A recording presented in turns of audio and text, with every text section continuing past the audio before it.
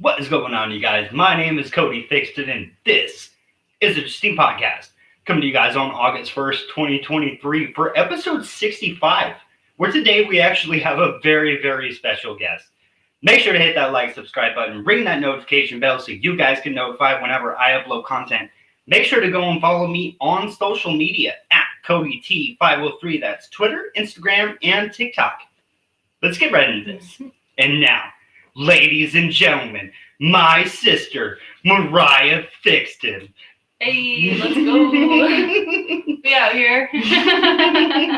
Oh, man, it is absolutely a pleasure to actually have you here with us on this podcast. Yeah, I'm very happy to be here. Very happy. All right, well, maybe for all the people who maybe don't know you, maybe introduce your name, where you're from, and what you do as an occupation. Okay. My name is Mariah. I am Cody's sister. We are in PNW, Pacific Northwest, Oregon, and I work at a grocery store. Well, that is awesome. So, what actually drove you to actually getting into the grocery store business and actually building up on that? Well, I was in college and just needed a part-time job, and then I somehow, because of COVID, I ended up in management, and I worked my way up, and then when I got as high as I wanted to go, I stepped down to be the receiving clerk.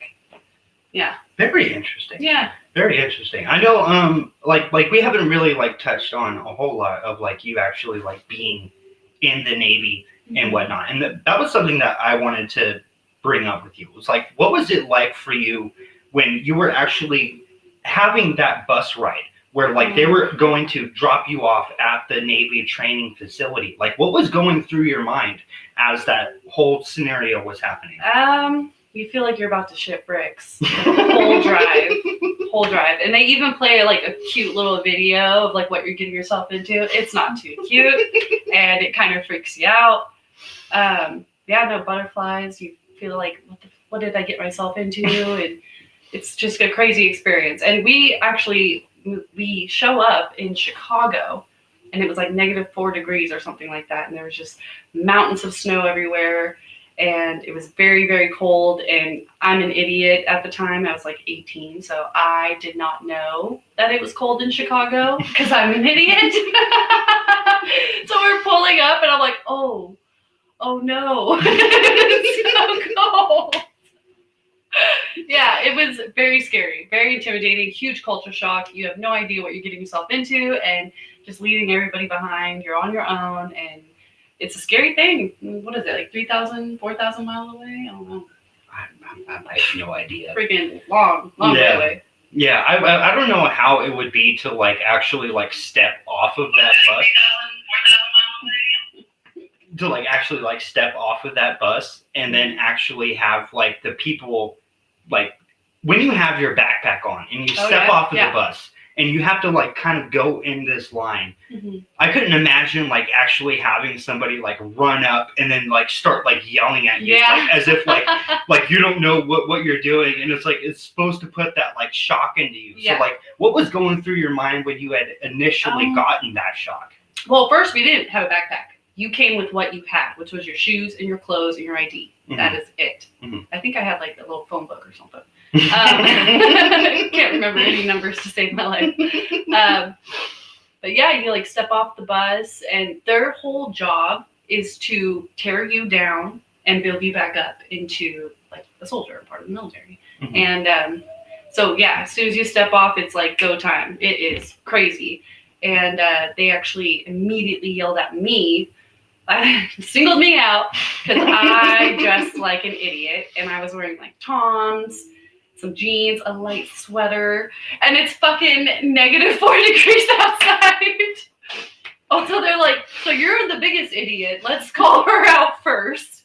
So that was my introduction into boot camp. I was singled out instantly. Yeah. And I also did the dumbest thing when we were standing in line. I'll never forget this because it was the first time I had been super scared of somebody because they got so mad at me. I was looking around, and then I turned around in the line, and that pissed them off. I never again. You stand in that line. Well, that is freaking awesome. So for all of the audience that is maybe out there, like I know that you're currently right now with Mitch, and like you're my boyfriend. Yeah, you're really, really happy. So like maybe if you could explain to people exactly how you guys met and that whole story. Okay, this is my favorite story, actually.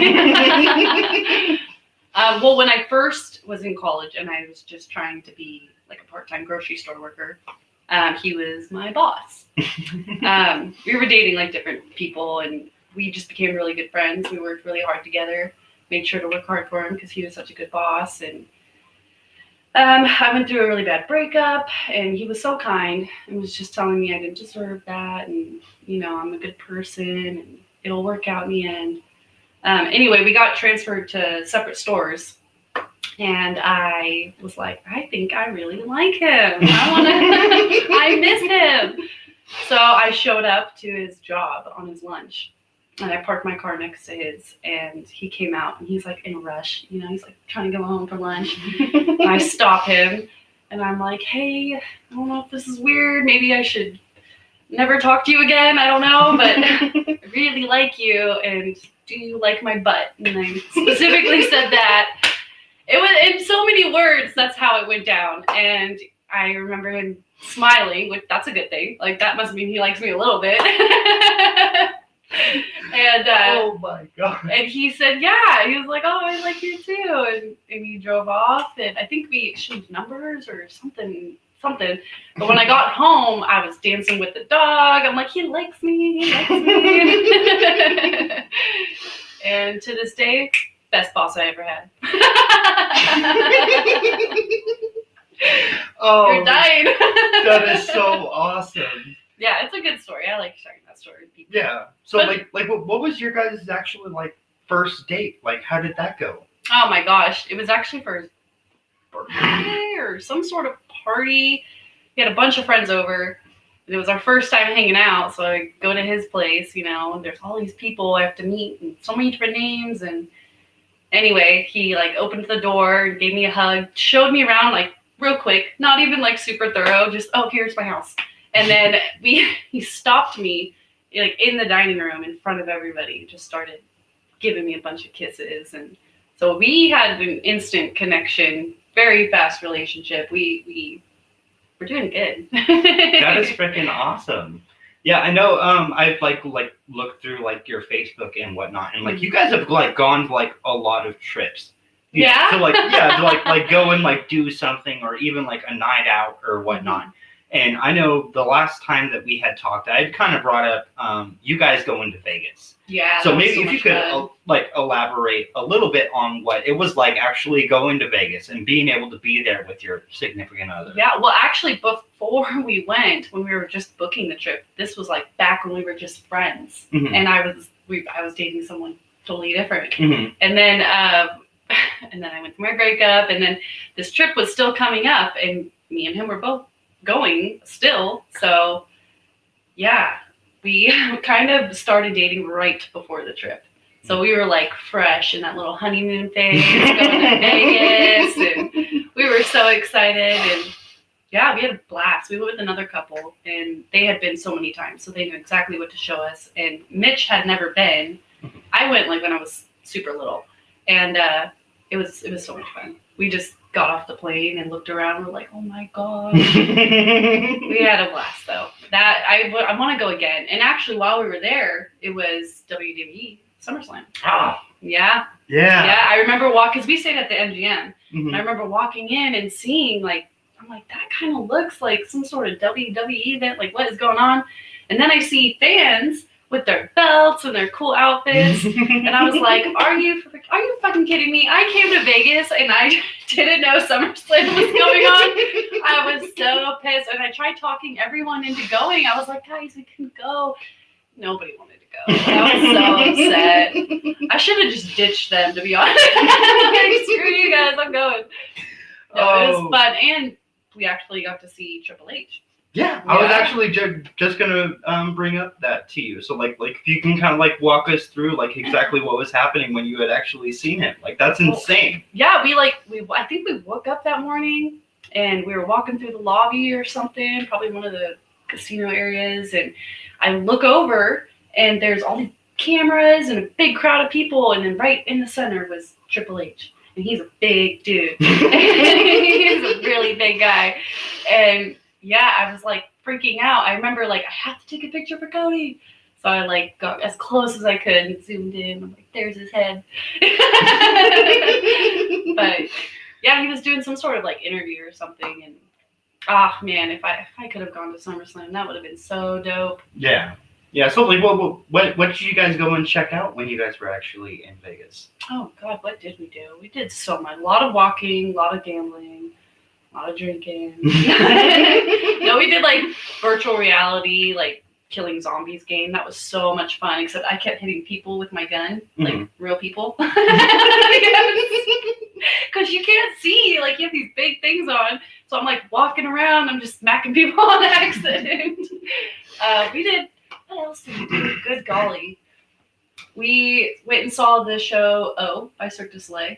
That was dope. Really? Yeah, if you could ever go see Cirque du Soleil. In fact, if you could just ever go to Vegas, you gotta go. You need to go. You've never been, you gotta go. And you should probably schedule it around the time of some sort of WWE event. Yeah. And I'd be down to go with you, by the way. So yeah. Just let me know and we can make this happen. Yeah, that was actually something I also wanted to bring up to you is I know I have taken you to not only like the indie pro wrestling shows, but also those are cool. WWE. Mm-hmm. And maybe if you could explain to people like what is like so you had explained that it's the environment of WWE that between the two, it's definitely environment. Yeah, that you really, really enjoy. So like why the environment? Like what draws you so much towards that? Smaller events like the one that I think we went to two actually, that you're referring to. Those are super great because you actually feel the intensity of the wrestler. Mm-hmm. They're so close. You see their beads of sweat. You see them working hard, their muscles contracting and moving, and that's intense. And that's a really different intense than if you were to go to like an arena or like some big event where you're feeling the intensity of the audience and all the special effects, and all of it makes it look really cool, and they do awesome stuff, great tricks and everything. But that's probably the biggest difference is there's just so much more closeness when you go to a small event. You just feel closer to the wrestlers. Yeah, that's exactly what Spencer Scott was telling me, was that like that's like kind of like the difference with like these indie shows is the fact that like you are so close to the wrestlers that like you can reach out and like slap their hand or whatever. Like there's that actual interaction, and it's like it is so crazy. You give a little woo woo, and they look at you. It's like they looked at me. They noticed me. Oh man, yeah, that is so awesome. And I know when we had actually gone to that indie event, we were sitting front row, and when wrestlers are sitting there and they're getting slammed up against the ring, you can feel the vibration like through the seats. And I feel like that's something that a lot of people don't recognize when they're actually looking at the whole overall product of exactly what they're doing. Yeah. Insane. Well, I think if you're someone that's like, I hate wrestling, blah, blah, blah, like go to a small event and watch them throw each other around, because they ain't playing, okay? Like they're actually doing physical work. It's hard. They're picking people up, and it's impressive. Like if you don't like wrestling, go to an actual show. That's an actual show. See it for your own eyes, up close. Oh man, that is awesome. Well, I know one thing that I wanted to bring up with you was Dad. Oh, okay. And for everybody out there, his name was Kyle Thixton. Very, very smart man. Yeah. And I just want to like ask you, like, what was something that Dad taught you that you ultimately like, that's going to be the number one thing that I look for in my life, and I'm going to actually cherish that, and I'm going to really take that advice and make it something in my life? Well, first of all, he raised a lot of kids, so he's pretty good at passing on information, and raising people. Golly, what has he done? He's done so much. It's amazing. Mm-hmm. But I guess just overcoming the hard times. Yeah. Overcoming hard times. Like, you'll get through it. If everything passes, no matter how hard it gets, you can overcome it, and just believe in yourself. And so, anytime I like am feeling down, I always think back, and I'm like, shit, I've been through way worse. Give me your best, God. Come on. Oh, that is so awesome. Yeah, just overcoming your hard times. Yeah. Yeah, I know, you've been able to, like, actually, like, go out on, like, his boat and go fishing and whatnot. So, if we could kind of get into, like, fishing a little bit. Okay. So, like, what is something that, like, you enjoy the most about going out onto the water and fishing? Like catching some bass. Ripping lips. I kill them. No, it's so much fun. Are you kidding me? There's like the challenge of trying to actually catch one, which I am not that great. But one time, kid you not, saw Dad, one cast. He was just trying to show a little kid how to fish. So he's like, oh, just watch me, you'll see. One cast, caught a 6.9. Dad, if you're watching, I always tell that story because I love it. I was so impressed. I was like, man. I'll never be that good. No matter how much he trains me, I will never be that good. But yeah, the challenge is fun. And then once you finally get it, you're like, fuck yeah, take a picture. Yeah. So like, what was like the biggest fish that like you've ever caught where you actually had to like hold it up? Well, okay, so there's a different way of holding different fish. So like the bass is what you're thinking of, where you hold it like that from the mouth, right? So I've caught some pretty decent bass. I'd say my biggest one was probably 5 pounds, maybe. But the biggest fish I ever caught was catfish out in Florida when I was stationed there. We used liver bait, and that was fun. They put up a fight. And in Florida, there's so many like shallow water areas just scattered everywhere, and you can just fucking fish in them, and there's catfish in there. It's crazy. Like, we went to a park and we were fucking fishing, and I caught some serious catfish, like one after the other. It was so much fun. I actually miss, that's like the one big thing I miss about Florida was the catfish. Yeah. So like, what would you say is like the biggest difference between like actually like, I guess, standing on a shore and fishing as compared to being able to go out and actually find a spot? Oh, there's a huge difference. Like the Willamette River downtown, Dad showed me this really neat spot that he would take his boat, but you have to literally drag the boat in. And so finding nice spots like that's actually where he caught the 6.9, no joke. But finding those spots, those niches, that's where you get the most fish. If there's no one else around, especially. But the difference between shore fishing and on a boat, like on a boat, you can get out in the water away from everybody, and you can use a fish finder. Some people call it cheating. I think it's just great. I think it's well worth the money. Better than you standing on the shore. But I did one time, so I went camping one time with this guy that did not know how to fish, right? And we were like up high in the mountains. It was called like Elk Lake or something like that. And I didn't know what they had in there. I'm assuming they have something, probably trout.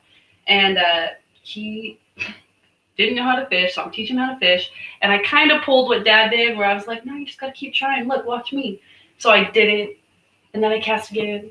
And then like on the third or fourth cast, I caught a trout. And I was like, yes.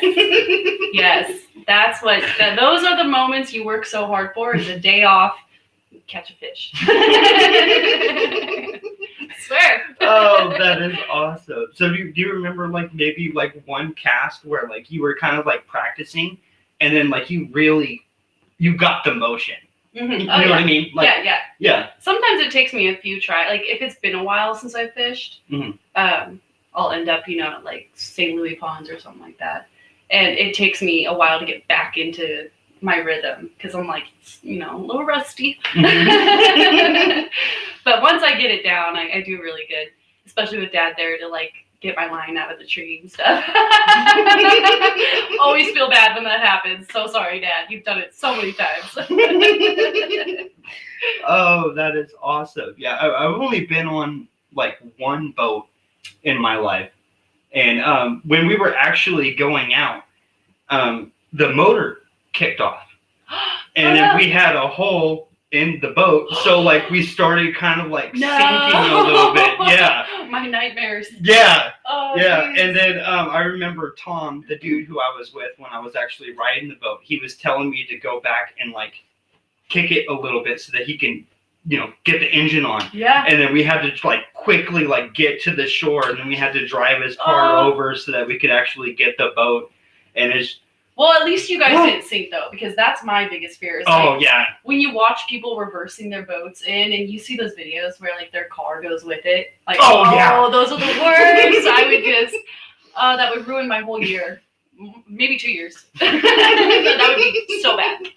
Oh man, so how is it like being in that boat? Because I know like when Dad was sitting there telling me about like all of the specs of it. Oh, yeah. It's a pretty fast boat. It is a very fast boat. It's very fun. It's very nice. I'm so proud of him for getting a boat finally.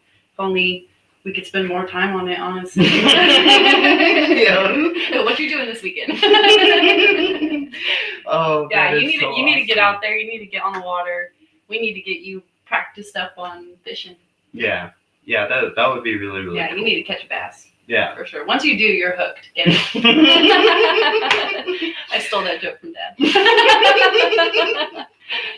Oh man. All right. Well, maybe for like, I know I've been asking this based off of like confidence and whatnot, and you've always been somebody that I've always really looked up to as far as confidence or like, you know, theater performance or, you know, just the ability to carry yourself the way that you do. What would you give somebody advice if maybe they weren't knowing exactly how to carry themselves in a confident manner? Well, I'm just shocked right now. You could ask everybody close to me, and I am so hard on myself. But I mean, I wouldn't say I've had confidence. I would say I just get through the hard times and try to stay positive. Yeah. And everyone around me knows I'm not always positive. Like, let's be real. You can't be positive all the time. You come off as a psychopath. Like, why are you so happy? But I would just say, you know, take everything with a grain of salt and just, you got to focus on yourself. Do ultimately what makes you happy. At the end of the day, when you lay your head down, you're trying to go to sleep and your mind is racing. It's all you. You're on your own. It is your life, and you need to take care of you and what you got going on. Yeah. So, yeah. Haters or problems you stumble upon or things that bring you down, like, no. You need to just focus on yourself, forget all that other bullshit. Yeah. Yeah. So one thing, just because of what you just said about like you laying your head down and you being happy. Mm-hmm. And the three things that I carry with my life that like ultimately make me the happiest is Silas, pro wrestling, and cooking. Yeah. Those are the three things that I am mostly focused on and I'm mostly driven towards. So like, what is the three things in your life that you are mostly driven toward and like nobody can stop you? I like that question. It's making me think. Well, first and foremost, I am all about my boyfriend. I love him to death. He treats me like a queen. I don't know. I honestly don't know how I got so lucky. He's obsessed with me. He literally is. And any girl will tell you they want a boyfriend to be obsessed with them. So I'm truly one of the luckiest girls in the world. So that's a big factor in my life. I would say work. Ever since I was young, as soon as I was able to work and I found a job, I keep it and I excel at it and I work my way up and I do my best. And there's nothing better than leaving your work at the end of the day feeling like you made a difference or feeling fulfilled, feeling like you accomplished something. And that's the third thing. I am obsessed with accomplishing something. Like I have to get the task done. I have to get the project done. And if I don't, that's when you don't see me so confident and happy. That's when I'm at my lows, because I chase after that feeling of accomplishing. I have to be accomplishing something all the time. Yeah. So those are my 3 things. I noticed when you were naming your 3 things, you didn't mention drumming at all. Mr. Pro fucking drummer here doesn't even advertise it. He's so humble that he won't tell people how great he is at playing the drums. I be like tapping everywhere I go. People think I'm weird. They don't know. Man. They don't know I grew up with a drummer. I got really good at cadences. Oh, that is awesome. Yeah, I know one thing I wanted to bring up with you was Mumford & Sons. Oh, yes. Yeah, so maybe if you can explain to people, without explaining to people, when we were in that situation where we just sat there and just listened to Mumford & Sons. Let me just say, one, if you haven't heard Mumford & Sons, just go listen. Like, they're so good. They're such a good band, such good music, even if sometimes the lyrics don't make sense to me. I think I had the coolest room growing up. I definitely did. It was way cooler than yours. And so one thing that my brothers would do, because I had the cooler room, was they would just come in my room and they would just walk in and we would start listening to music. And I distinctly remember when I introduced you to Mumford & Sons, you were laying on the floor and you weren't doing jack. You were just literally laying there. And you were just listening, and I'm like, yeah, you like it? Pretty good, huh? And then me and you, after that, bonded for life over Mumford & Sons, because we loved it so much. That just became like a thing. We'd do homework while we'd listen to it. You would be drumming along, you know? It was awesome, and I still want to go see them so bad. Yeah. We have to at some point in our life. Like me and you, that and Vegas wrestling trip. Yeah. We've got 2 big trips, guys. Hold him accountable. It need to happen.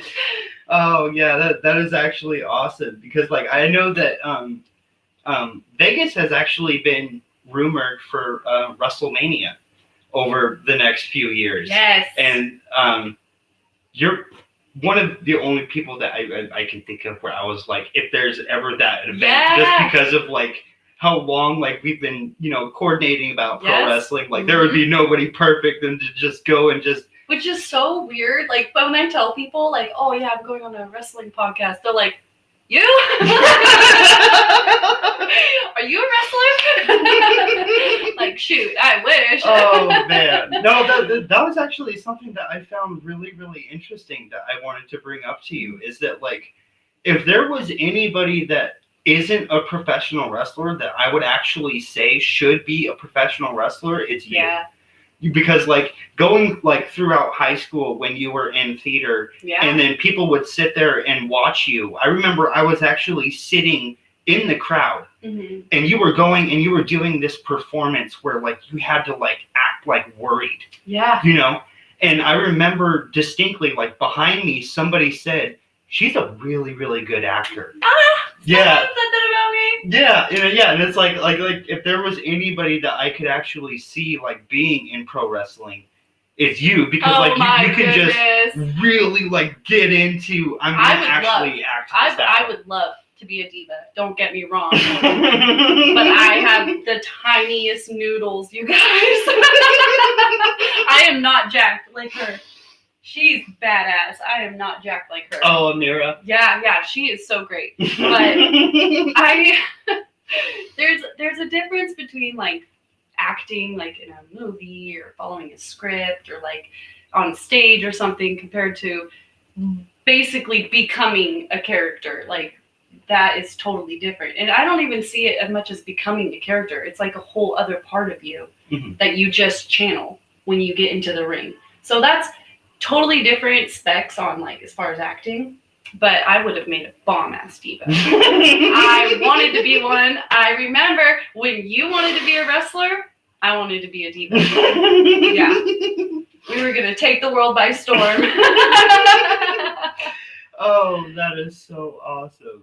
Yeah, I remember actually like being in your room, and when you were saying about how we would sit there and listen to Mumford & Sons, like you would also put like different music on and then kind of make me go and do like a wrestler entrance, you know, like based off of, you know, the whole music and whatnot. And No, we had a whole thing. You had a name, you had a uniform. No, actually, this happened because of the WWE games we used to play, where you can create a character. We created a legit character for Cody, and it was perfect. It was badass.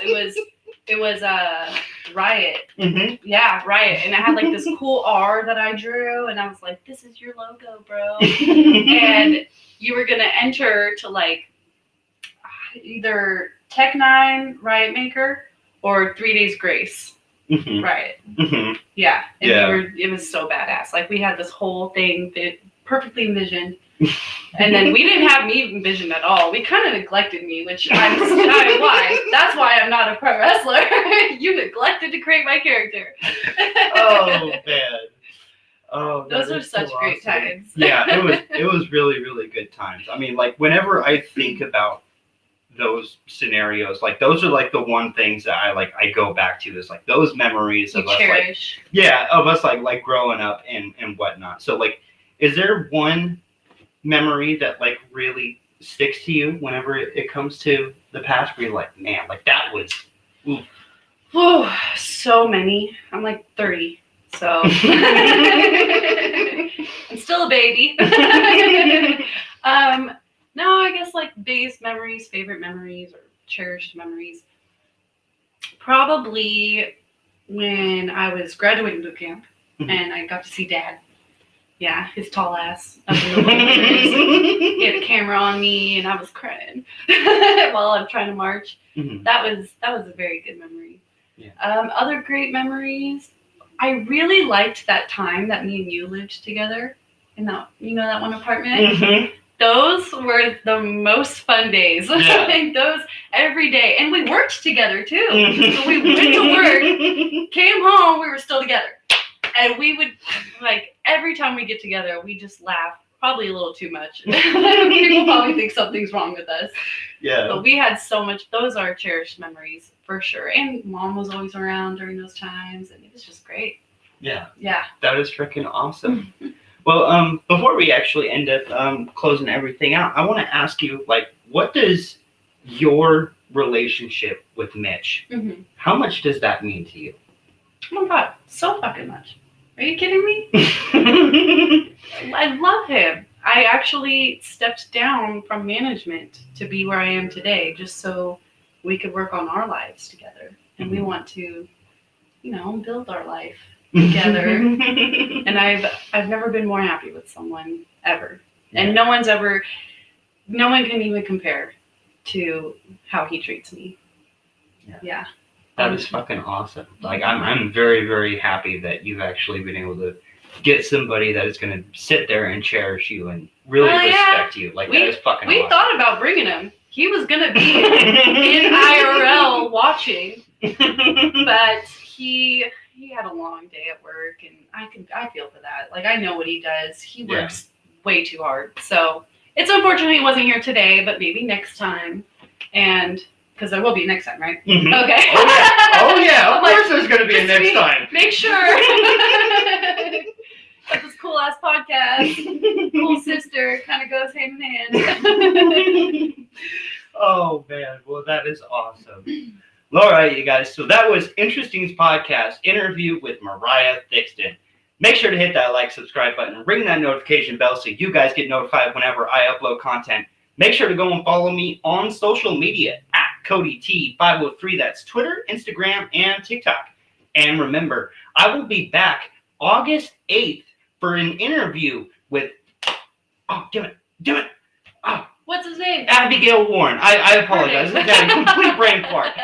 August 8th for Abigail Warren. And then August 20th, I will be having the return of Jackhammer. Woo. This is going to be 2 interviews you guys are not going to want to miss. So make sure you guys go and hit that notification bell so you guys get notified whenever I go live.